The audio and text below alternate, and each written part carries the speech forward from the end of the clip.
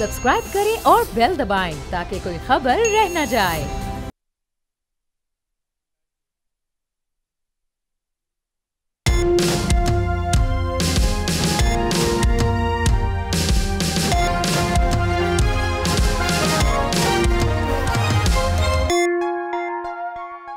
बिस्मिल्लाहिर्रहमानिर्रहीम, अस्सलाम वालेकुम। आप देख रहे हैं प्रोग्राम तब्दीली और मैं हूं आपका मेज़बान सलमान मिर्ज़ा। जनाब, कौन कितने पानी में है, उमूमन ये जुमला उस वक्त कहा जाता है जब किसी का इम्तिहान है, और सियासी एतबार से अब ये जुमला ना सिर्फ मुल्की सियासी जमातों बल्कि आइनी और कानूनी इदारों जैसे इलेक्शन कमीशन और एग्जीक्यूटिव्स पर भी फिट बैठता है, क्योंकि इलेक्शन कमीशन कितने पानी में है ये उस वक्त तय होगा जब इलेक्शन कमीशन साफ और शफाफ इंतखाबात का अमल यकीनी बनाएगा, जिसके नताइज पर किसी भी और कोई भी सियासी जमात एतराज ना कर सके, धांधली की आवाज ना उठा सके, और अगर कोई इल्जाम लगाए तो उससे मौसर और शवाहिद के साथ जवाब दिया जा सके। हमारे एग्जीक्यूटिव यानी ब्यूरोक्रेसी कितने पानी में है, इसका जवाब उनकी कारकर्दगी और ईमानदारी साबित करेगी। जब कोई सियासी जमात या रहनुमा किसी ब्यूरोक्रेट पर जानिबदार होने का इल्जाम नहीं लगाएगा, यह नहीं कहा जाएगा कि फला ग्रेड के फला ओहदेदार की भर्ती सियासी है और इसने फला जमात को फेवर दी है। मुल्क की सियासी जमातें कितनी पानी में है, इसका जवाब हमें इलेक्शन वाले दिन और उसके बाद मिलेगा, जब किसी सियासी जमात की जानिब से बदमज़गी या इंतखाबी अमल में रुकावट पैदा नहीं की जाएगी, अवाम से किए जाने वाले वादों को पूरा किया जाएगा, सियासी इत्तेहाद को अवाम की फलाह व बहबूद के लिए इस्तेमाल किया जाएगा, मुल्क की तरक्की और खुशहाली के लिए इस्लाहात की जाएंगी, मौसर कानून साजी की जाएगी, तालीम, रोजगार, सेहत समेत अवाम को जो बुनियादी जरूरियात जिंदगी हैं उनके मौके मुयस्सर हो सकेंगे। और इन सब के साथ साथ असल इम्तिहान अवाम कितने पानी में है, ये उस वक्त साबित होगा जब अवाम अपने वोट का हक इस्तेमाल करेंगे। कोई किसी लालच में नहीं आएगा, एक मुखलिस, ईमानदार, मुहिब वतन और काबिल शख्स को वोट दिया जाएगा। जब से ऐसी हुकूमत वजूद में आएगी जो मुल्क व कौम को तरक्की की राह पर डाल सके। तो जनाब, ये सिर्फ इंतखाबात या सियासत नहीं बल्कि हमारा मुस्तकबिल है और फैसला हम सबको करना है, और खुद से भी ये सवाल ज़रूर करना है कि हम कितने पानी में हैं। अब मुल्क की सियासी सूरत हाल जो चल रही है उसमें अब इलेक्शन होना बाकी है, और जब तक इलेक्शन नहीं हो जाते बयानात की सियासत का सिलसिला जारी रहेगा। प्री इलेक्शन इत्तेहाद होते रहेंगे, एक दूसरे पर तहफ़्फ़ुज़ात भी बरकरार रहेंगे। आज आसिफ अली जरदारी साहब ने यह वाज़ेह कर दिया कि पीपल्स पार्टी केपी में पीटीआई से कोई इत्तेहाद नहीं करेगी। नून लीग के जावेद लतीफ साहब ने कहा है कि नून लीग पंजाब में सिर्फ काफ लीग से सीट एडजस्टमेंट करेगी। तो जब सिर्फ काफ लीग से सीट एडजस्टमेंट होगी फिर तो आईपीपी किस खुशफहमी का शिकार है जनाब। सिंध और बलूचिस्तान में भी नून लीग इत्तेहाद पहले से खासा मजबूत करता दिखाई दे रही है। तो जनाब, ये सारे मामलात हैं, और शाहिद खाकान अब्बास ये कहा जा रहा है कि नून लीग छोड़ने का फैसला कर लिया है। आज जाहिर सी बात है और भी खबरें इस हवाले से निकलकर सामने आई हैं, इन पर ज़रा बात करेंगे।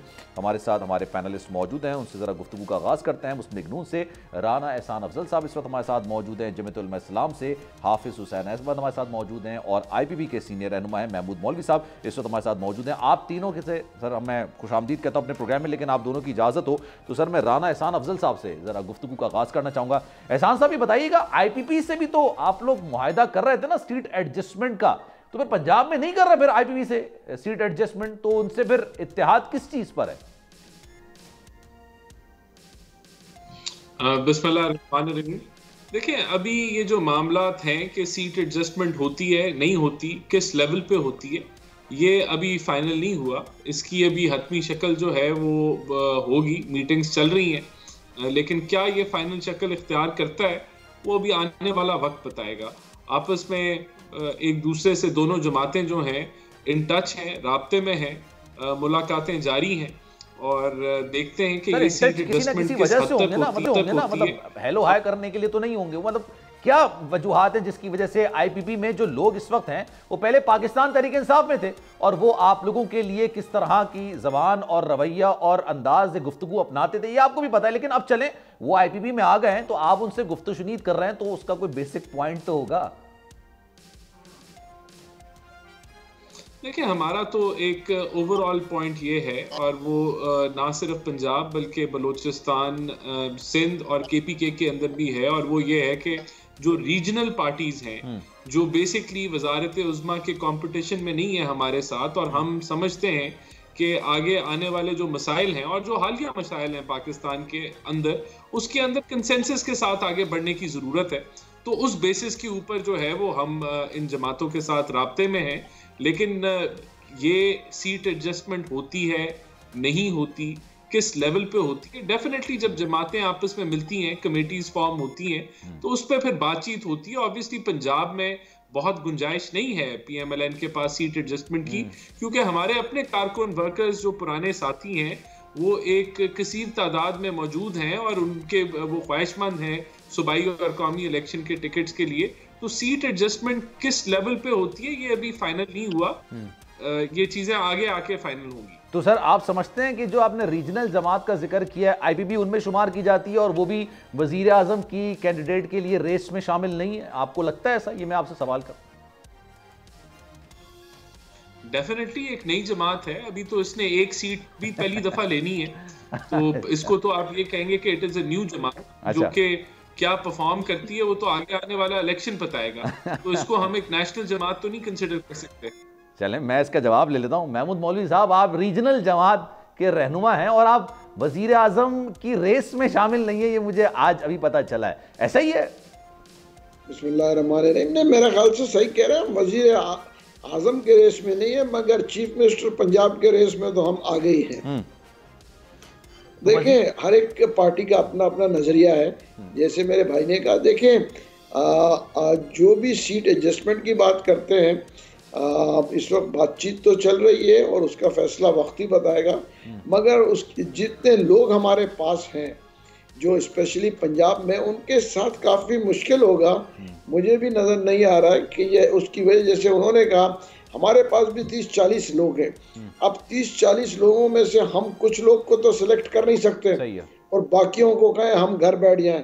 उसमें इलेक्टेबल्स हैं जिन्होंने इलेक्शन लड़ा है, तो अगर हम अपने 40-45 लोग देते हैं तो वो एडजस्ट करना उनके लिए मुश्किल हो जाएगा, और हम अगर उससे कम में जो है एग्री करते हैं तो हमारे लोग कहाँ जाएंगे, तो उसको मद्देनजर रखते हुए। बात आपकी बिल्कुल दुरुस्त है, जाहिर सी बात है। आपके जो सरबराह हैं जहांगीर खान तरीन साहब, उनके साहबजादे अली तरीन साहब भी इलेक्शन पंजाब से ही लड़ेंगे, फिर फिरदौस आशिक अवान साहब हैं, अलीम खान साहब हैं जो कि CM के कैंडिडेट के लिए भी होंगे, तो ऑब्वियसली आपके लिए सीट एडजस्टमेंट करना मुश्किल हो जाएगा। लेकिन सर फिर मैं आगे भी बढ़ूंगा, लेकिन इससे पहले ये सवाल आपसे, तो फिर नून लीग, जाहिर सी बात है नवाज शरीफ साहब भी वजीर आजम के लिए कैंडिडेट हैं नून लीग की तरफ से, तो आप उस रेस में भी शामिल नहीं है और आपकी फुल सपोर्ट है नवाज शरीफ के लिए आपकी जमात की तरफ से?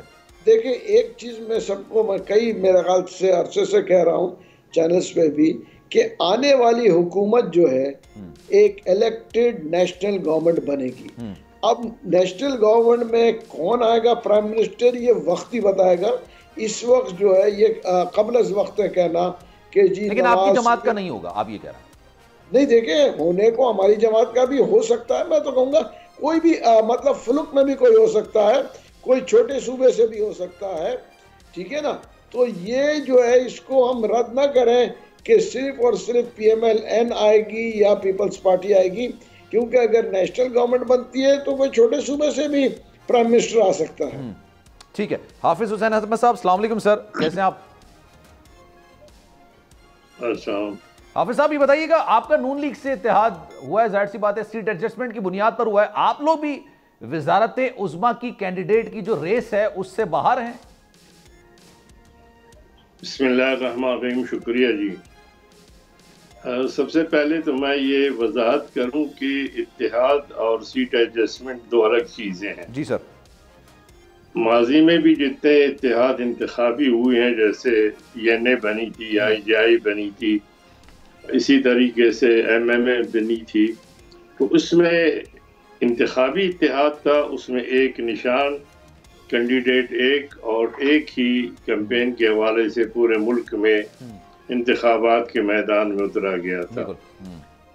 उसे बार बार जब आप फरमाते हैं कि इंतखाबी इत्तेहाद, तो सीट एडजस्टमेंट वो होती है कि किसी जगह पर आप किसी को मदद फराहम करेंगे और उसके बदले में किसी और सीट पर मदद लेंगे। सही है। क्योंकि जमीयत उलमा इस्लाम के मंशूर में हमने ये शुरू में लिखा हुआ था कि अगर हम बरसर इक़्तिदार आते हैं या हमारा जो मंशूर है और हम कौन सा निज़ाम चाहते हैं इंतखाबात के हवाले से, तो हमने उसमें वाज़े कर दिया था कि मुतनासिब नुमाइंदगी की बुनियाद पर इंतखाबात होने चाहिए, ताकि वोट ज़ाया ना हो। जिस तरह सेनेट के इंतखाबात होते हैं कि अगर एक कामयाब हो जाता है तो फिर वोट दूसरे को ट्रांसफर हो जाते हैं।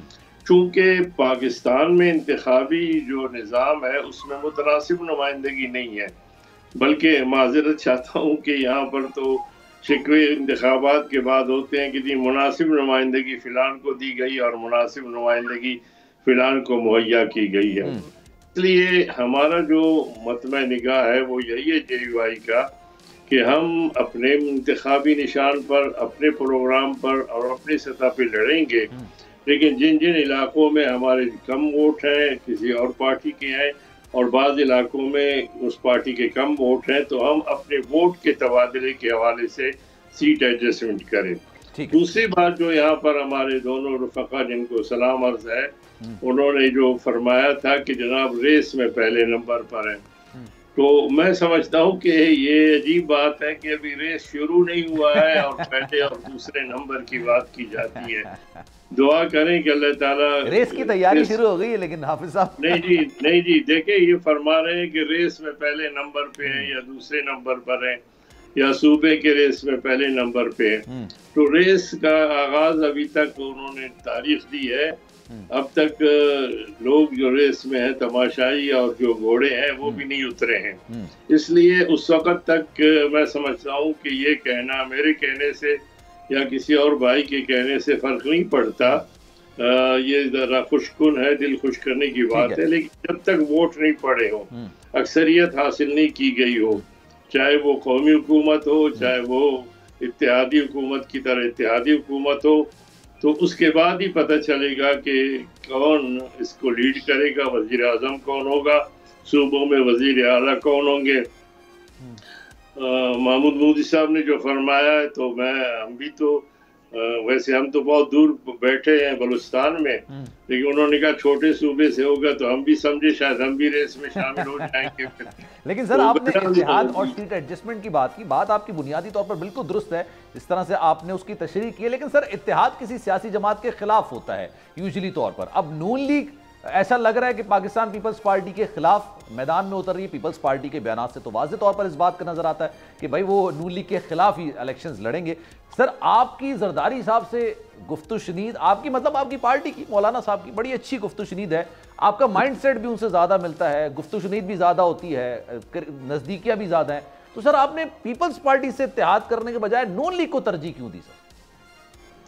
देखिए बुनियादी तौर पर गुजारिश ये है कि अगर नून लीग पंजाब में हमें रास्ता देगी तो दूसरे इलाकों में हम उनके लिए भी अपने जो है वो दिल कुशादा रखेंगे। लेकिन अब सिंध का जो मामला है वो तो बिल्कुल एक तरफा है, क्योंकि सिंध में पीपल्स पार्टी समझती है कि उसके अलावा वो किसी के साथ बात नहीं करना चाहती। तो जब जाहिर है कि सीट एडजस्ट, मैंने कहा इत्तेहाद की बात नहीं है, सीट एडजस्टमेंट की बात है। अब जब वो वहाँ पर JUI के लिए सीट एडजस्टमेंट के हवाले से बात नहीं करेंगे और समझेंगे कि जी पूरा सूबे में जो है वो हमारी अक्सरियत है और हम किसी से इस किस्म की बात नहीं करेंगे और किसी को भी इस किस्म की कोई सहूलत नहीं देंगे, यानी अपने किसी कैंडिडेट को JUI के कैंडिडेट के मुकाबले में नहीं बिठाएंगे, तो फिर जाहिर है कि वो ताली दोनों हाथों से बजती है। ठीक है। और यही सूरत हाल ये है कि पंजाब में भी हमारा वफ्द जो है वो मुस्लिम लीग नून के साथियों के साथ मिला था, तो जिस हवाले से हमारी स्ट्रेंथ है उस हवाले से यकीनन बिल्कुल सर, अगर वो बात करेंगे तो फिर उसी हवाले से उनके साथ बिल्कुल सर। अच्छा राना साहब ये बताइएगा, आप जाहिर सी बात है मौलाना साहब की जमात को भी पंजाब के अंदर थोड़ा सा लिवरेज देंगे, उनको पेनिट्रेट करने का मौका देंगे। चले सर ये बात भी समझ आती है, IPP से भी आप लोगों की बातचीत चल रही है, काफ लीग भी एक अच्छी मौसर वोटर्स की जमात तस्वुर की जाती है पंजाब के अंदर, और काफ लीग तो किंग मेकर तस्वुर किए जाते हैं कि जनाब किसने हुकूमत बनानी और किसकी गिरानी है, उसमें उनके वोटों का किरदार बड़ा दिलचस्प होता है, उसमें उनको बड़ा अच्छा गेम हासिल होता है, एज हासिल होता है। तो सर फिर आप लोग क्या करेंगे? अगर आपने IPP को साथ मिलाना है, आपने काफ लीग को साथ मिलाना है, मौलाना साहब की जमात को भी थोड़ा सा लिवरेज, थोड़ा सा स्पेस देना है पंजाब में, तो फिर आप कहाँ होंगे सर? देखिए, बिल्कुल आपने ठीक पॉइंट आउट किया है। पीएमएलएन का जो स्ट्रॉन्ग होल्ड है वो पंजाब है। उस तरीके से, जिस तरीके से पंजाब में पीएमएलएन की प्रेजेंस है, सिंध में नहीं है, बलूचिस्तान में नहीं है और केपीके में नहीं है, तो डेफिनेटली हम इस स्टेट को प्रोटेक्ट करेंगे और इसका हम कोई बड़े लेवल पे तकसीम इसको नहीं कर सकते। तो ये चीजें जो है, ये निटी ग्रिटीज, ये फाइन ट्यूनिंग के किस हद तक किस जमात के साथ क्या सीट एडजस्टमेंट होती है, बहुत ज्यादा स्पेस नहीं है पीएमएलएन के पास। फिर देखें, हमारी जमात चलती ही पंजाब से है और वहाँ मेजॉरिटी है हमारे पास, वहाँ एक सीट पे 4-5 कैंडिडेट्स हैं। तो अल्हम्दुलिल्लाह पीएमएलएन बाकी 3 सूबों में भी है, मौजूद है और उसको भी हम बेहतर कर रहे हैं, लेकिन पंजाब से बहुत ज्यादा स्टेक नहीं दिया जा सकता। इस चीज की कंसिडरेशन पार्टी को भी है, इसका इदराक सारों को है। और जो इस इत्तेहाद की जरूरत क्यों पड़ी है सर? मैं ये समझना चाह रहा हूँ राना साहब, इस इत्तेहाद की या सीट एडजस्टमेंट की या इब्तिदाई तौर पर प्री इलेक्शंस बातचीत की जरूरत क्यों पड़ी है? नून लीग के बारे में लोग ये कहते भी हैं कि जनाब एक लाडला वाला एक कॉन्सेप्ट उनके बारे में कहा जा रहा है, जो लोग ये बात करते हैं, आपके मुखालिफिन ये बात करते हैं, फिर ये बात कही जाती है कि जनाब एक हवा तैयार की जा रही है उनके लिए। आप लोग भी बड़ा पुरुमीद हैं कि अवाम आपको वोट देगी, 8 तारीख को, 8 फ़रवरी को आप ही यानी नवाज शरीफ साहब ही कामयाबी हासिल करेंगे। और राना साहब तो ये कह रहे हैं कि 129 सीटों पर पंजाब की जो है कौमी असेंबली की, उसमें हमारा कैंडिडेट जीतेगा। तो सर फिर इस इत्तेहाद की, सीट एडजस्टमेंट की आपको जरूरत पेश क्यों आ रही है? देखिए, बहुत सिंपल सी बात है।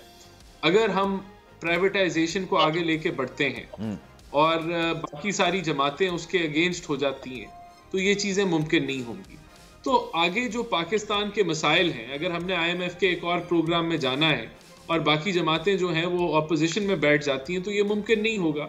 अगर हमने लोकल बॉडीज के ऊपर जो है, अगर 2 जमातें हैं, मुख्तलिफ हैं, उनके मंशूर मुख्तलिफ हैं, लेकिन लोकल बॉडीज के ऊपर उनका जो पॉइंट ऑफ व्यू है वो इकट्ठा है, तो मिलके जो है वो फायदा है कि उसके ऊपर मिलके आप काम कर सकें। तो मैं समझता हूं कि जहां एक और मिसाल आपको देता हूं, कराची की आप ले लें। कराची में कुछ जगहों पे हम हमारे सारी सीट्स के ऊपर कैंडिडेट्स खड़े थे, कुछ जगहों पे हम नंबर 2 थे, कुछ जगहों पे हम नंबर 3 थे। जहां हम नंबर 3 हैं, अगर वो सपोर्ट हम एमक्यूएम को दे दें तो वो नंबर 1 हो जाते हैं। और जहां कराची से जी बिल्कुल, तो जहां हम नंबर 2 हैं वहां एमक्यूएम का वोट हो जाए तो हम नंबर 1 हो जाते हैं। तो सीट एडजस्टमेंट भी वहीं होती है जहां म्यूचुअल बेनिफिट हो और आप एक बैलेंस रीच करते हैं कि जो आपका स्ट्रांग होल्ड है वो आप प्रोटेक्ट करें, जो उनका स्ट्रांग होल्ड है वो प्रोटेक्ट करें। जहां एक दूसरे को आप फायदा दे सकते हैं वहां आप सीट एडजस्टमेंट कर लेते हैं। तो फिर देखें, कौमी एजेंडे के ऊपर अगर हम कंसेंसस आज इलेक्शन में जाने से पहले हम कंसेंसस बिल्ड कर लेते हैं तो और हमारे एलाइज और हम अच्छा नंबर निकाल लेते हैं, तो हम 2/3 अक्सरियत के साथ नेशनल असेंबली में बैठ सकते हैं अपने एलाइज के साथ। तो फिर गवर्नेंस आसान हो जाएगी। तो मैं समझता हूं कि ये तो एक हमारा हक है। और पहले देखें, आपने जहां सवाल पूछा कि क्यों, मैं कहता हूं क्यों नहीं। क्या इस पे पाबंदी है आईनी तौर पे? नहीं, कोई पाबंदी नहीं है। क्या जो है ये जमहूरियत का ये हिस्सा नहीं है कि आप किसी पार्टी के साथ मिलकर इलेक्शन लड़ें? तो मैं समझता हूं कि ये एक अच्छी बात जो पोलराइजेशन का माहौल है, बात आप जो बात कर रहे हैं ये सुनने में अच्छी है, डिस्कशन के लिए बड़ी अच्छी है। काफ लीग के साथ आपका माजी क्या है सर? सबके सामने आप बहुत अच्छे तरीके से जानते हैं। आप लोगों, आपने खुद ये बात बोली कि हमने बाकायदा तौर पर बातचीत कर ली पंजाब को। अभी ज्यादा पुरानी बात नहीं है, 4-6 महीने पुरानी बात है। उसके बाद फिर पलट गए परवेज इलाही साहब, वो पलट गए। फिर आपके दीगर अलायंसेस, बाप पार्टी के लिए आपकी, सर राना साहब पहले सवाल सुन लें फिर आप डिटेल में जवाब दीजिएगा। बाप पार्टी के लिए आपके तासुरात क्या थे भी आपको अच्छे तरीके से पता है। मुत्तहदा कौमी मूवमेंट के लिए आपके क्या तासुरात थे भी आपको अच्छी तरीके से पता है। और ये तमाम जमातें पीटीआई की हुकूमत में भी इत्तेहादी थी और आप भी कहते थे कि मुल्क की बदहाली के जो जिम्मेदार पीटीआई हैं उनके साथ साथ उनकी इत्तेहादी जमातें भी हैं। तो सर फिर उनको साथ लेके चलने का मकसद समझ नहीं आ रहा ना। अब आप तीनों देखें, एमक्यूएम के साथ हमने 16 माह मिलकर काम किया। एमक्यूएम बात करती है कि लोकल बॉडीज को आईनी कवर मिलना चाहिए है, जो फाइनेंशियली ऑटोनॉमी भी मिले और साथ कंटिन्यूटी भी इंश्योर। हमारा भी यही मौकफ है। एक पॉइंट है जहां हम कन्वर्ज कर जाते हैं। बीएपी पार्टी है, बिल्कुल हमने उसके अगेंस्ट बोला सेनेट के जब वोट्स आगे पीछे हुए, लेकिन उसके बाद 16 माह वो बलूचिस्तान की हुकूमत चला रहे थे, हम फेडरल हुकूमत चला रहे थे, हमने मिलके काम किया, एक रिलेशनशिप डेवलप हुआ, हमारे लोग वापस आना चाहते थे, हमने उनको वेलकम किया, हमारे पास स्पेस मौजूद थी, जहां स्पेस नहीं मौजूद वहां वापस नहीं लेते लोग, जहां मौजूद थी हमने ले लिया। इसी तरह आपने PMLQ की बात की तो वो हमारे साथ 16 महीने इकट्ठे चले और जो वादा चौधरी शुजात ने किया वो उन्होंने पूरा किया, तो आज हम उनके साथ मिलके चल रहे हैं, जो हमने उनसे कमिट किया हम वो पूरा कर रहे हैं। तो ये देखिए बात ये है कि वैसे भी आप अगर कंसेंसस, एक जमात मिसाल के तौर पे PTI थी, वो तो कंसेंसस करने की कैपेबिलिटी नहीं रखती थी, ना अपने कोएलिशन पार्टनर से बातचीत करती थी, ना वो ऑपोजिशन की अपनी जो जमातें थी उनसे बातचीत करती थी। तो अगर हम इस रवायत को चेंज कर रहे हैं, हम कोई यानी कि मिलके चलाना चाह रहे हैं मुल्क को या मिलके आगे बढ़ना चाह रहे हैं, तो ये तो एक पॉजिटिव चीज है, आज इस वक्त की जरूरत है। और ये मैं समझता हूं पोलराइजेशन को कम करेगी, जो दूरियां हैं सूबों की उनको कम करेगी, और आप एक अच्छी स्ट्रांग हुकूमत बनाते हैं तो मुल्क के मफाद में है कि आप बड़े फैसले ले सकें, सख्त फैसले ले सकें और ऑपोजिशन ना हो उन फैसलों की। ठीक है। अच्छा मौलवी साहब, ये भी बताइएगा, महमूद मौलवी साहब, आपकी नुमाइंदगी क्योंकि सिंध कराची से है, कराची में सिंध में पीपल्स पार्टी 2008 से हुक्मरानी कर रही है और आप लोग ठीक ठाक तनकीद करते हैं पाकिस्तान पीपल्स पार्टी पे।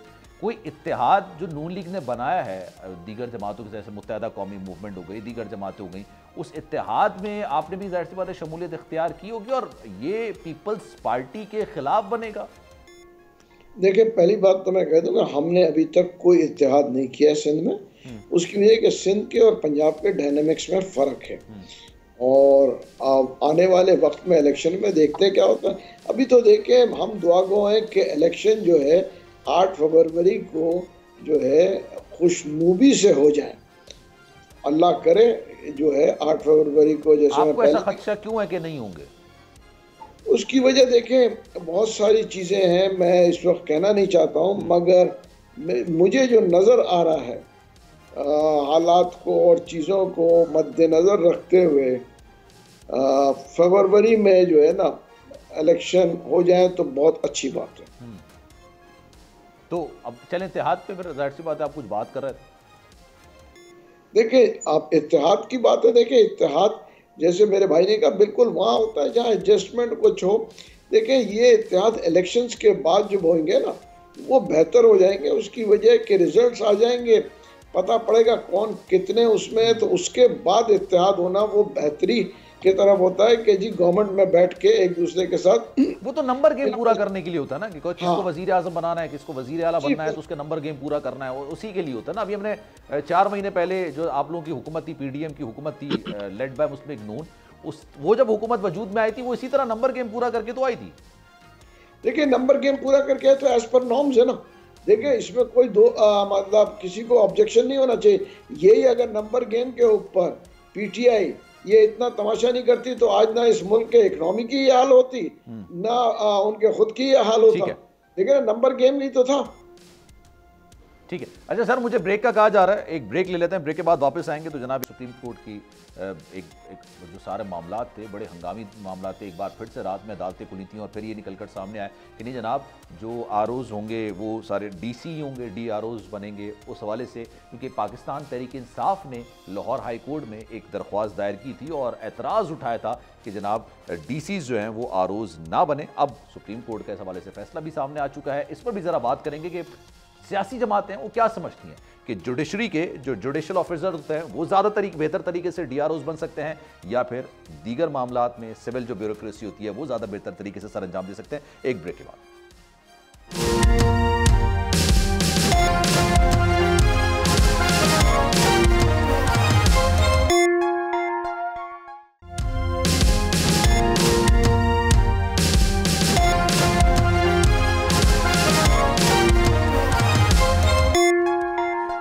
वेलकम बैक जनाब। प्रोग्राम में एक बार फिर से आपको खुशामदीद कहते हैं। राना एहसान अफजल साहब हमारे साथ मौजूद हैं, हाफिज हुसैन अहमद साहब हमारे साथ मौजूद हैं और महमूद मौलवी साहब भी हमारे साथ मौजूद हैं। गुफ्तगू का सिलसिला आगे बढ़ाते हैं। हाफिज साहब, सर ये बताइएगा, ये सुप्रीम कोर्ट ने जो लाहौर हाई कोर्ट का फैसला मुअत्तल किया था, इसको पाकिस्तान तहरीक इंसाफ लाहौर हाई कोर्ट के फैसले को अपनी कामयाबी करार दे रही थी, लेकिन फिर सुप्रीम कोर्ट का फैसला आ गया, उन्होंने मुअत्तल कर दिया सारा मामला। तो एक बार फिर से रात में अदालतें खुली, समाअत हुई, ओपन समाअत हुई। सर आपको लगता है बिल्कुल दुरुस्त इकदाम हुआ, आप मुतमईन हैं सारे मामले से?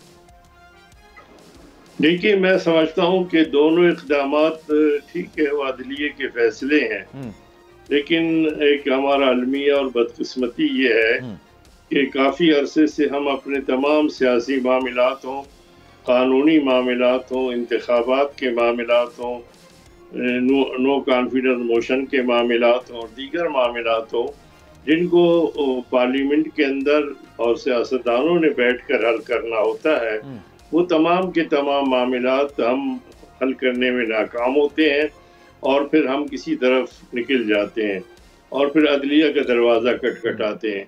अब आप अंदाज़ा लगाइए कि पंजाब की असम्बली के रिजल्ट के हवाले से ही देखें, मामलात शुरू हो गए अदलिया से, उसके बाद जब असम्बली ख़त्म हो गई फिर 60 दिन का मसला अदलिया में चलता रहा और इसी तरीके से उसके बाद फिर 90 दिन का मसला था वो अदलिया में चलता रहा और उसके बाद उस पर भी अमल दरामद नहीं हो सका, फिर मामला अदलिया में आया और अब भी सूरत हाल यही है कि 8 फरवरी की जो तारीख है फिर भी अदलिया के हवाले से हमें दिया गया और फिर ये जो आरोज का मसला था ये भी फिर अदलिया के हवाले से हुआ। तो मैं समझता हूँ कि इलेक्शन शेड्यूल भी वहीं से ही तकरीबन आप समझ लें, जब इलेक्शन शेड्यूल भी वहीं से हुआ, इलेक्शन शेड्यूल इलेक्शन कमीशन नहीं दे रही थी। अब सवाल ये पैदा होता है, अगर सारा काम ही सुप्रीम कोर्ट और हाई कोर्टों ने करना है तो फिर बाकी तमाम इदारों की क्या जरूरत है।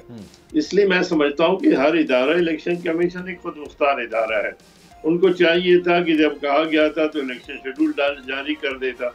आपके प्रोग्राम और उससे पहले भी कई प्रोग्रामों में मैं अर्ज कर चुका था कि हमारी आंखें तरस रही हैं लेकिन इलेक्शन शेड्यूल नहीं आ रहा है और अगर इलेक्शन शेड्यूल आ जाता तो मैं समझता हूँ कि मामलात इस हद तक चले न जाते। अब ये कोई बात हुई है कि 10 बजे तक 9 बजे तक सुप्रीम कोर्ट हुक्म देती है कि आज 12 बजे तक आपने इलेक्शन शेड्यूल जारी करना है, जबकि इलेक्शन कमीशन का इरादा जो था वो फौरी तौर पर नहीं था। तो मैं समझता हूँ कि अगर हमने तमाम मामलात के हवाले से अदलिया ही को लेना है और फिर हाई कोर्ट के फैसले हैं और एक तरफ सुप्रीम कोर्ट का फैसला है, इन दोनों फैसलों के हवाले से भी हमें कोई फ़र्क नहीं पड़ता। अब भी मेरे ख्याल में पेशावर हाई कोर्ट में भी ज़ेर समाअत इसी किस्म के मुकदमात हैं जिनकी तारीख की समाअत मुकर्रर की जा चुकी है। तो ये एक हमारे लिए, तमाम सियासी जमातों के लिए और तमाम इदारों के लिए मैं समझता हूँ ये एक ताज़ियाना है और उन्हें हमें चाहिए कि हम अपने मामलात को खुद बैठ कर हल करें, चाहे सियासतदान हो, चाहे पार्लिमानी कवानीन हो, चाहे आईन में तरमीमी हवालों से हो, और कम अज़ कम हम उन अदालत के दरवाज़ों को खटखटाएं जहाँ पर लाखों जो है मुकदमात जो है वो कई सालों से पड़े हुए हैं। लेकिन सर आप क्या मानते हैं, आप एक सीनियर सियासतदान, आपको क्या लगता है कि आला अदलिया के जो जुडिशल ऑफिसर्स होते हैं वो ज्यादा बेहतर तरीके से आरओज डीआरओज का काम बेहतर तरीके से सरअंजाम दे सकते हैं, या फिर जो डीसी होते हैं या हमारी सिविल ब्यूरोक्रेसी होती है वो ज्यादा बेहतर तरीके से सरअंजाम देती है? क्योंकि मामला तो यही है ना सारा। देखिए मोहतरम, बात यह है कि जब अदलिया की जानिब से आरओज मुकर्रर किए गए थे तो क्या आप वो सारे सुना सकते हैं बात कि आरओज का जो इलेक्शन था, मसला बुनियादी तौर पर अदलिया से लेने का नहीं या इंतजामी से लेने का नहीं है, मसला नीयतों का है, मसला साफ शफाफ का है और उसकी जिम्मेदारी 100% इलेक्शन कमीशन पे है। तो मैं समझता हूँ कि अगर आप कल मैं हार जाता हूँ तो ज़्यादा मैं फिर सारी बातें कहूँगा कि जनाब इनकी वजह से हुआ, और फिर माजी में भी इसी तरह हुआ कि एक जमात जब जीत जाती है, जब अदलिया की तरफ से आरोज लिए गए थे तो उस वक्त उन्होंने कहा ठीक है, बाकी ने फौरन मुखालिफत की, और जब इंतजामिया की तरफ से होगा और जब कोई हार जाएगा या उसे हरा दिया जाएगा बकौल उनके, तो फिर उस पर बात होगी। असल बुनियादी मसला ये है कि हर आईनी और कानूनी तौर पर मैदान जिस तरह आपने कहा कि रेस कोर्स हो रहा है और रेस कोर्स में घोड़े उतरेंगे, उसके बाद कौन आगे होगा कौन पीछे होगा, असल मसला बुनियादी तौर पर यह है कि तब तमाम जमातों को बुनियादी तौर पर वो मौके फराहम किए जाएं ताकि वो अपने प्रोग्राम लेकर अवाम के पास चले जाएं और फिर अवाम का हक है कि वो को मुंतखब करे और उसी का फिर अनाउंस किया जाए। राना साहब ये बताइएगा, ये जो पाकिस्तान तहरीक इंसाफ की जानिब से उमैर नियाज़ी साहब ने जो पिटीशन दायर की थी, आपको लगता है ये पिटीशन दुरुस्त थी? क्योंकि आज उनका मौक़िफ़ है, हो सकता है कल आपका भी ये मौक़िफ़ हो, क्योंकि वो कह रहे हैं ना कि जनाब जिस तरह से तबादले किए जा रहे हैं, उनकी सियासी वाबस्तगी भी कहीं ना कहीं है, उनका झुकाव कहीं ना कहीं है, और तबादले अगर किए जा रहे हैं तो जाहिर सी बात है फिर वो अपनी जानिबदारी दिखाएंगे। हो सकता है उनका आज मौक़िफ़ है पीटीआई का, कल को आपका भी मौक़िफ़ इस तरह का हो सकता है। आप क्या समझते हैं सर, ये जो आरओज़ और डीआरओज़ होते हैं, ये जुडिशल ऑफिसर ज़्यादा बेहतर तरीके से काम कर सकते हैं या फिर सिविल ब्यूरोक्रेसी के? देखिए, सबसे पहले तो अगर हम पिछले इलेक्शंस में देख लें तो ये जुडिशल और एग्जीक्यूटिव ऑफिसर्स का मिक्स होता है। डीआरओज जो हैं वो यूजुअली वो जुडिशरी से आते हैं और एआरओज जो हैं वो एग्जीक्यूटिव से आते हैं। बिल्कुल।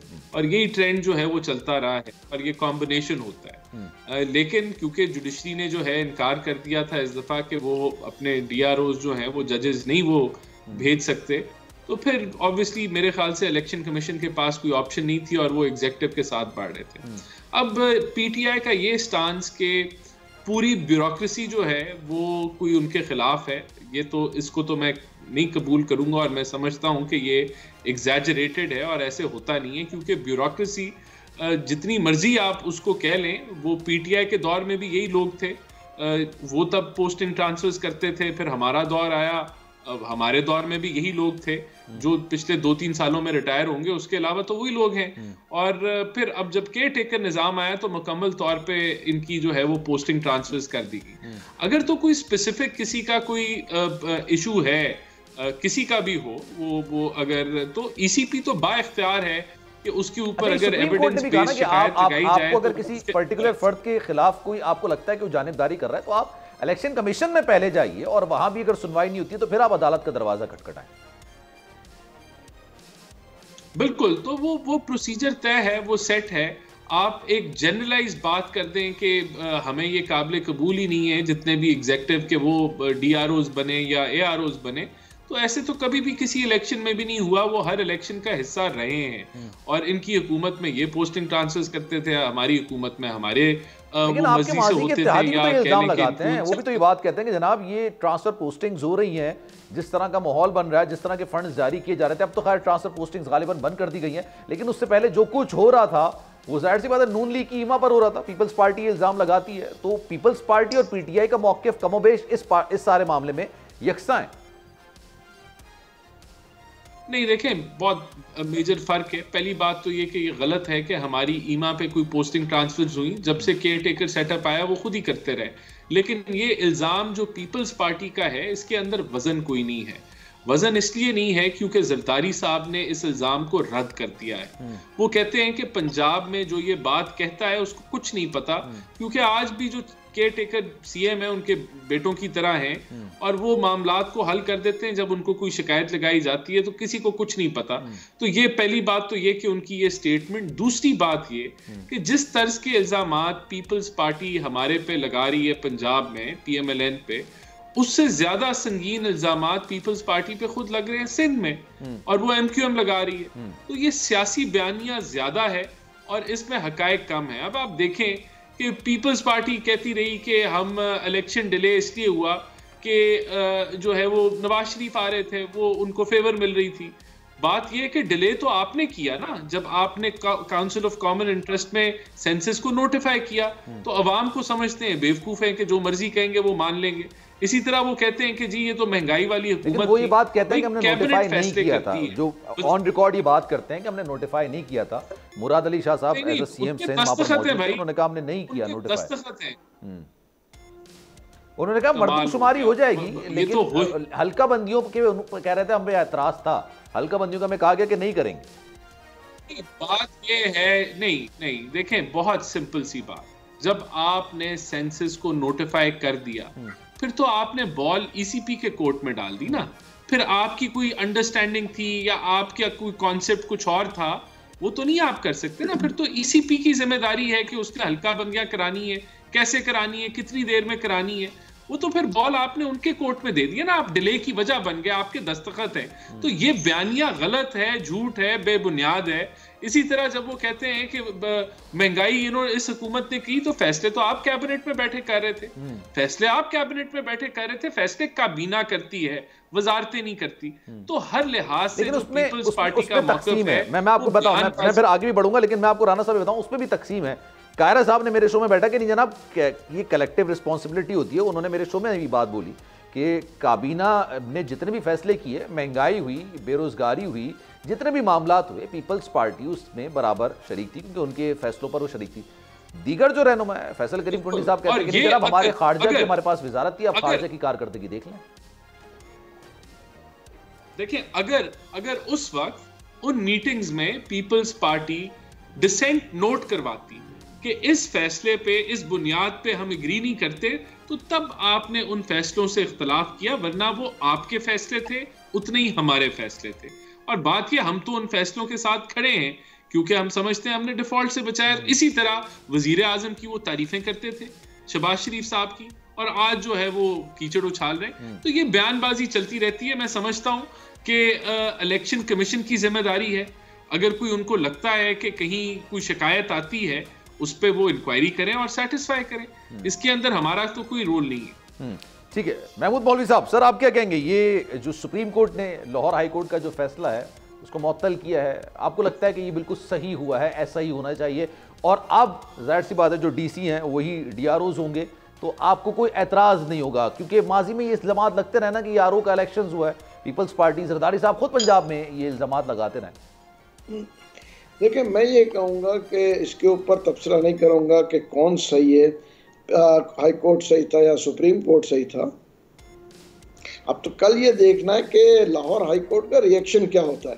हम सब ने ये भी देखना है, क्योंकि उसकी वजह ये है कि बहुत सारी चीज़ें जो हम देख रहे हैं वो वैसे होती नहीं है जो हम देखना चाहते हैं। ठीक है ना, एक चीज़ ये। दूसरी चीज़ ये देखिए, अगर आप ये कहते हैं कि हमें ब्यूरोक्रेसी कबूल नहीं है, तो फिर तो आप दूसरी पार्टी कहेगी कि हमें जुडिशरी कबूल नहीं है, तो फिर तीसरी फोर्स जो है वो हम किसको लेके आएंगे? देखिए, ये वही हुआ कि देखिए सालों पहले फिर हमें फौज को लाना पड़ गया था, ठीक है ना। फिर तो अल्टीमेटली अगर इनको जुडिशरी जो है ब्यूरोक्रेसी एक्सेप्टेबल नहीं है, दूसरे को जुडिशरी एक्सेप्टेबल नहीं है, तो फिर तीसरा ऑल्टरनेट तो फिर फौज ही रह जाएगा ना, कि फौज आके बैठ जाए और फिर वो इलेक्शन कराए। ठीक है जनाब, sir thank you so much. Mahmood मौलवी साहब हमारे साथ मौजूद थे, हाफिज हुसैन अहमद हमारे साथ मौजूद थे, और राना एहसान अफजल साहब हमारे साथ मौजूद थे। आप तीनों शुक्रिया। और अब जनाब मुत्तहदा कौमी मूवमेंट के सीनियर रहनुमा हैं, वफाकी वजीर रहे हैं अमीन उल हक साहब, इन्होंने मुझे ज्वाइन किया है। गुफ्तगू का सिलसिला उनसे आगे बढ़ाते हैं। अमीन भाई अस्सलाम वालेकुम सर, क्या हाल है आपके? वालेकुम सलाम। अमीन भाई बताइएगा सर, ये जो फैसला सुप्रीम कोर्ट का आया, आप मुतमईन हैं, आप समझते हैं ऐसे होते? क्योंकि जो पाकिस्तान तहरीक इंसाफ मुस्लिम नून पर जिस तरह के इल्जामात पंजाब में लगा रही है, उसी तरह के इल्जामात मुत्तहदा कौमी मूवमेंट सिंध में पाकिस्तान पीपल्स पार्टी पर भी लगाती है। तो आप समझ रहे हैं ये दुरुस्त हुआ है जो कुछ हुआ? देखिए, मेरा ख्याल है कि दो चीजें थी। सबसे पहले तो मैं समझता हूँ कि सुप्रीम कोर्ट ऑफ पाकिस्तान का जो डिसीजन था परसों रात को, मेरा ख्याल है कि बहुत अच्छा डिसीजन था। एमकेएम पाकिस्तान इसे वेलकम करती है और समझती है कि मुल्क की माशी सूरत हाल बेहतर करने के लिए, मुल्क में सियासी इस्तेहकाम लाने के लिए इंतखाबात का आज़ादाना, मुनसिफाना, शफाफ और पुरअमन इंतखाबात का इनेकाद बहुत जरूरी है। तो definitely we support the supreme court decision. अब दूसरी बात यह कि लेवल प्लेइंग फील्ड के हवाले से सलमान, मैं समझता हूं कि एमकेएम पाकिस्तान पिछले 4 माह से जब से ये केयर टेकर गवर्नमेंट बनी, हमेशा अपनी एहतजाज रिकॉर्ड कराती चली आ रही है। हमने एहतजाज के पहले हिस्से के तौर पर चीफ इलेक्शन कमिश्नर से मुलाकात की, फिर केयर टेकर चीफ मिनिस्टर से उनसे भी मुलाकात की और अपना जिसे कहते हैं जमहूरी अंदाज में अपना एहतजाज रिकॉर्ड कराया। लेकिन इसके बावजूद हमें ऐसा नजर आ रहा है कि सिंध के अंदर एमकेएम पाकिस्तान को या जो अपोजिशन सियासी पार्टियां जीडीए हो, पीएमएलए हो या फंक्शन लीग हो या जीयूआई हो, उनको लेवल प्लेइंग फील्ड नहीं मिल रहा। वजह रीजन क्या है? रीजन सिंपल है कि पिछले 15 साल से 12 साल से जो ब्यूरोक्रेसी सिंध में मौजूद थी, उनको सिर्फ एक डिस्ट्रिक्ट से निकाल के दूसरे डिस्ट्रिक्ट पे ट्रांसफर कर दिया गया। एमकेएम क्या कहती है? एमकेएम कहती है कि जो दयानतदार किस्म का अफसरान है, जो गैर जानबदार किस्म के अफसरान है, जिनकी अच्छी रिपुटेशन है अपने अपने इलाके में, उन अफसरान को डीसी के तौर पर, एसएसपी के तौर पर तैनात करना चाहिए था। मैं समझता हूँ कि इसके ऊपर यकीनन हमारी रिजर्वेशन मौजूद है। न सिर्फ ये बल्कि कुछ ऐसी भी सूरत हाल पैदा हुई है कि जो आरओज और AROs लगाए गए हैं सलमान, मेरा ख्याल ये शहर कराची 3 करोड़ का शहर है और इसमें मेरा ख्याल तमाम अच्छे अफसरान भी मौजूद हैं, लेकिन हुआ क्या, हमने देखा कि हैदराबाद से कुछ अफसरान को कराची में डिप्यूट किया गया। इन्होंने MKM अगेन जिसे कहती है अपने एहतजाज रिकॉर्ड करा और हमारा मुतालबा है कि ARO लेवल पे मुकामी अफसरान को तैनात किया जाए। तो सर आपने जो इलेक्शन कमीशन में इसके एतराज़ात जमा कराए होंगे, क्योंकि अब सुप्रीम कोर्ट में भी ये बात हुई थी कि आपको पर्टिकुलर किसी RO से DRO से प्रॉब्लम हो सकती है, प्रिसाइजली किसी बंदे के साथ हो सकती है, आपके पास इलेक्शन कमीशन का फोरम है, वहां जाके शिकायत दर्ज कराएं और अगर वहां सुनवाई नहीं होती तो फिर आप अदालत का दरवाजा खटखटा दें। तो सर इलेक्शन कमीशन पे जो एतराज़ात आपने जमा कराया, आपको लगता है कि आपको वहां पर सुनवाई हो जाएगी और तमाम एतराज़ात आपके मान लिए जाएंगे, अदालत का दरवाजा खटखटाने की जरूरत नहीं पड़ेगी?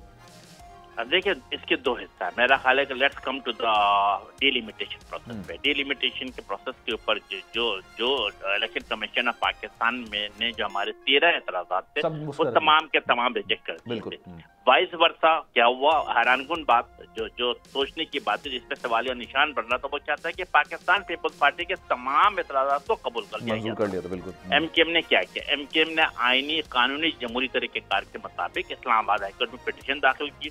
मैं समझता हूँ हमारी जो 4 या 5 पिटीशन थी लाहौर इस्लामाबाद हाई कोर्ट ने उसे रिफर बैक कर दिया है to board election commission of Pakistan को, जो कराची केमाडी डिस्ट्रिक्ट की थी, हैदराबाद डिस्ट्रिक्ट की थी, मीरपुर खास की थी, उसके हवाले से, और कहा है कि आप जो जेन्युइन तरीके कार है, जो किताबी अमल में जो लिखा हुआ अल्फाज, उन चीजों पर अमल करते हुए आप इसको दोबारा डीनोटिफाई करें। तो मैं समझता हूँ कि यस, हमारा एतबार तो कोर्ट पे तो मौजूद है, सुप्रीम कोर्ट ऑफ पाकिस्तान हो या हाई कोर्ट हो, मेरा ख्याल है यस, हम एज ए पोलिटिकल पार्टी उन पर एतबार करते हैं, एतमाद करते हैं, समझते हैं कि हमें इंसाफ वहाँ से मिलेगा। और यकीनन जहाँ AROs के हवाले से हम इनको जिसे कहते हैं ईगल आई के साथ हम तमाम चीज़ों पर नजर रखे हुए, हमारी क्या ख्वाहिश, हमारी ख्वाहिश है कि फौरन इंतखाबात हो और फिर जो अवाम को जो जमहूरी तरीक़ेकार है, जमहूरी तरीक़ेकार क्या है कि जो लोग बैलेट बॉक्स में अपने बैलेट इस्तेमाल करें, उसी हवाले से उसी दिन सेम डे मेरा ख्याल उनके रिजल्ट का अनाउंसमेंट होनी चाहिए। तो सर अब तो डिसाइड हो गया ना सर, अब तो डिसाइड हो गया कि DC DROs होंगे, सुप्रीम कोर्ट का फैसला भी निकल कर सामने आ चुका है, तो कि ये अब तो ये सर डिसाइड हो गया, तो अब आपके भी कोई एतराज़ात हैं DCs वगैरह से या नहीं होंगे, RO से रिलेटेड कोई एतराज़ात होंगे या नहीं होंगे, क्योंकि अब तो ये हो चुका ना मामला? देखिए सलमान, बिल्कुल डिसीजन आ चुका है मेरा ख्याल है कि इलेक्शन कमीशन ऑफ पाकिस्तान का, और अब डिस्ट्रिक्ट एडमिनिस्ट्रेशन ही तमाम मामला को देखेगी। लेकिन हम डिस्ट्रिक्ट एडमिनिस्ट्रेशन से क्या तवक्का रखते हैं कि उनकी तरफ से मेरिट पे फैसला किया जाएगा, इंसाफ फराहम किया जाएगा, और इसी चीज को मद्देनजर रखते हुए मेरा ख्याल है कि MKM पाकिस्तान के वो तमाम लोग जो इन मामला को देखते हैं, इन चीजों पर गहरी नजर रखे हुए हैं, और जैसे जैसे इवेंट अनफोल्ड हो रहा होगा, मैं समझता हूँ कि जैसे जैसे दिन गुजर रहा होगा, तो हमें इन तमाम AROs और DROs के हवाले से अंदाजा होता जाएगा कि कौन मेरिट पे काम कर रहा है, कौन असूल के तहत चल रहा है, कौन कुछ ऐसे जरूर लोग हैं जो मेरा ख्याल है कि जिसे कहते हैं कि असूलों को बरखिलाफ, मेरिट के बरखिलाफ अगर अमल करने की कोशिश की गई तो MKM पाकिस्तान उनकी निशानदेही भी करेगी, उनके खिलाफ आवाज भी उठाएगी और इलेक्शन कमीशन ऑफ पाकिस्तान को उसके बारे में बाखबर भी करेगी। ठीक है सर, अब कुछ सियासी मामला का जिक्र कर लेते हैं। जाहिर सी बात है आप लोग भी माशाल्लाह जल से जुलूस कर रहे हैं। ये बताइएगा सर, ये मुत्तहदा कौमी मूवमेंट का मुस्लिम नून से इत्तेहाद में मामलात आगे बढ़े हैं, जो 18वीं तरमीम या दीगर मामलात थे सूबाई खुद मुख्तारी के हवाले से, इसके अलावा कोई मामलात आगे बढ़ सके हैं नून लीग में मामला? देखिए, जहाँ तक सूबाई खुद मुख्तारी के हवाले से था और मेरा ख्याल है कि अमेंडमेंट के हवाले से, कॉन्स्टिट्यूशनल अमेंडमेंट के हवाले से था, यस, इन प्रिंसिपल से पाकिस्तान मुस्लिम लीग नून हमारे साथ एक्सेप्ट करती है, हमारी बातों को मानती है, बल्कि वो तो हमसे भी एक कदम आगे बढ़कर कहते हैं यस होना क्या चाहिए, होना ही चाहिए कि चीजों को डिसेंट्रलाइज करना चाहिए। मसलन मैं एक बात आपके सामने रखता हूँ और आपके तवज्जुह से मेरा ख्याल है पाकिस्तान के अवाम को बताना चाहता हूँ कि अगर हम कौमी असेंबली या सूबाई असेंबली, चारों सूबे के सूबाई असेंबली की ऑफिस को देख लेते हैं, कौमी असेंबली को भी, सेनेट को भी शामिल कर लेते हैं, तो मेरा ख्याल है मैक्सिमम 1200 ऑफिस बनते हैं। पाकिस्तान में 25 करोड़ अवाम है, क्या इन 1200 ऑफिस उनके मसाइल हल हो जाएंगे? यकीनन नहीं। हाँ, अगर यूसी चेयरमैन बन जाते हैं, यूसी काउंसलर बन जाते हैं, डिस्ट्रिक्ट चेयरमैन बन जाते हैं, तो मेरा ख्याल है ये तादाद ये पूरे पाकिस्तान में 1200 से बढ़कर 2 लाख के लगभग हो जाएगी। यस, फिर 25 करोड़ अवाम को कम से कम अब अपने एमएनए एमपीएस को ढूंढने की जरूरत नहीं पड़ेगी, बल्कि वो यकीनन अपने यूसी चेयरमैन और अपने इलाके में मौजूद यूसी निचली सतह तक आ जाएंगे। बिल्कुल बात। लेकिन सर माजी में कभी आपकी आप जितने भी आपके तहफ्फुज़ात थे, जितने भी आपके मुतालबात थे, वो एड्रेस नहीं हुए। आप लोग इत्तेहादी बन तो जाते हैं, लेकिन सर आपका शिकवा ये होता है कि उसको पूरी तरीके से पूरा नहीं किया गया। अब आप मुतमईन है नून लीग आप अगर पावर में आती है तो ये वाले मामला जो आपके और 1 पॉइंट एजेंडा है सूबाई खुद मुख्तारी 18वीं तरमीम के मामले पर, दूसरा कोई पॉइंट नहीं है, इस पर मामला आगे बढ़ेगा? हाँ देखिए सलमान, दो चीजें थी ना। मेरा ख्याल है कि पाकिस्तान में 12-15 पॉलिटिकल पार्टी जो हुकूमत में आती है, ऐसा नहीं है। मेरा ख्याल है कि घूम फिर के अगर मैं अपनी सियासी तारीख को देखता हूँ, I am involve in politics in last 45 year, मैं क्या देखता हूँ कि या तो कभी पीपल्स पार्टी हुकूमत में आती है, कभी पीएमएल आती है, पाकिस्तान मुस्लिम लीग या पीटीआई।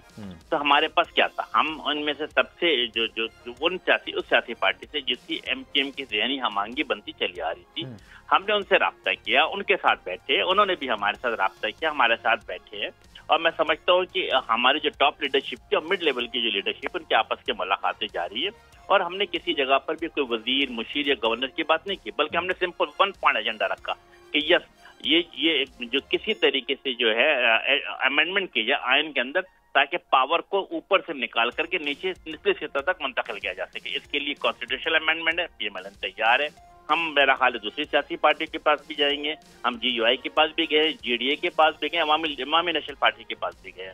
मेरा ख्याल इन प्रिंसिपल तमाम लोग इस बात को एग्री करते थे। हमें इस बात की उम्मीद है कि जो वादा इस दफा हमारे साथ जो भी सियासी पार्टी करेगी, हत्ती इम्कान में इस बात को उम्मीद है कि आने वाले असेंबली में, आने वाले पार्लियामेंट में उसका अमल कराया जाएगा। Sir thank you so much. Aminul हक साहब हमारे साथ मौजूद है, बहुत शुक्रिया आपका। और जाहिर सी बात है आपका इत्तेहाद हो, आपके जो 1 पॉइंट एजेंडा है वो सूबाई खुद मुख्तारी के वाले से 18वीं तरमीम को उसकी असल रूह के मुताबिक इम्प्लीमेंट करवाने से, अगर नून लीग हुकूमत में आती है, नून लीग हुकूमत बनाती है और आप उसके इत्तेहादी होते हैं, तो वो आपके जो तहफ़्फ़ुज़ात हैं, ये जो आपके मुतालबात हैं, उनको एड्रेस करेगी। सलमान मिर्ज़ा को दीजिए इजाज़त जनाब। ज़िंदगी रही, सेहत रही, आपकी दुआएं रही तो इंशाअल्लाह अगले हफ्ते सैटरडे को 10 बजे आपसे फिर मुलाकात होगी। अपना बहुत ख्याल रखिएगा। अल्लाह हाफ़िज़।